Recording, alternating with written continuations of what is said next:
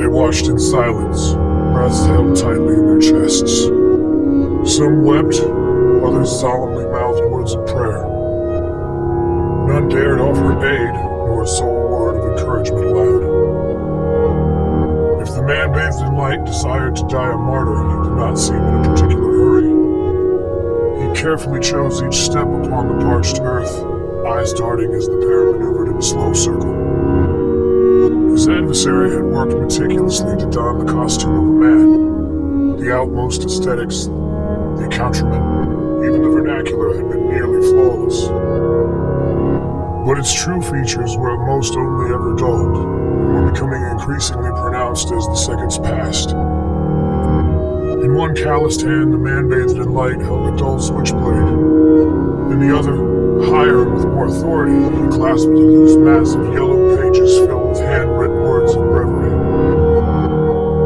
Continuing their slow circular progression, the two broke the heavy silence with words of an unfamiliar tongue. The man bathed in light spoke forcefully, with the practiced cadence of innumerable public sermons.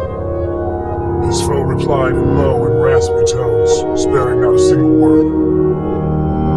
When conversation waned, the man bathed in light began to sing a battle dirge of the Vulgate.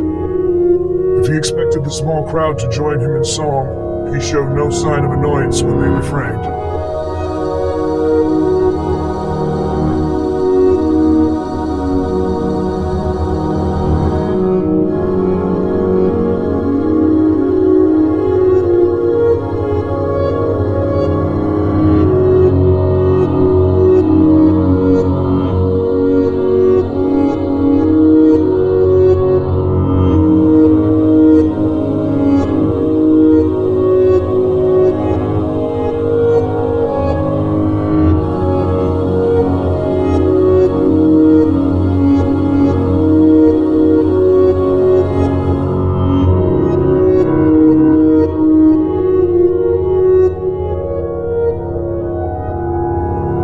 His foe raised his brow at the brash canticle of old, mere meaningless words.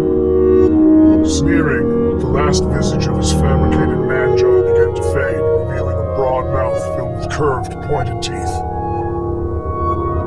The crowd inhaled sharply in unison as the two came together, one singing, the other emitting a low growl. Their torsos collided hard, each nearly knocking the other off balance. The man's dull blade arched swiftly upward, striking his adversary below the right breast. The smooth pink skin of its simulated polyp's hands began to slough off. Grasping at the man, they contorted into large wooden mitts capped with thick claws. Remaining upright, the pair grappled awkwardly. The man continued his song in an unwavering baritone as he repeatedly buried the rust-pocketed blade into the beast's side. Barreling forward angrily, he threw the wolf in its full weight upon the man bathed in light, pouncing and bringing the pair down hard on the compacted dirt. The blade, now buried past the hilt deep in the wolf's sternum, was wrenched violently fore and aft in time with the song's rhythm. Piked teeth sunk hungrily into the soft flesh of the man's shoulder. His strong voice slowly turned into a whisper as slick red strips of flesh were eagerly culled from his thighs and belly. His grip eventually loosened upon the knife, but the man maintained a tight hold on the wrinkled pages of prose, now spattered, with inexplicable beauty, in a shower of frothy red blood. His shining red lips mouthed the final verse of the battle hymn as he was methodically devoured. A single flame flickers admirably in an unrelenting darkness. Such a flame brings true warmth and false hope to those who still its embers. Both are so very sweet, but by its nature, all light is fleeting. Only darkness is eternal.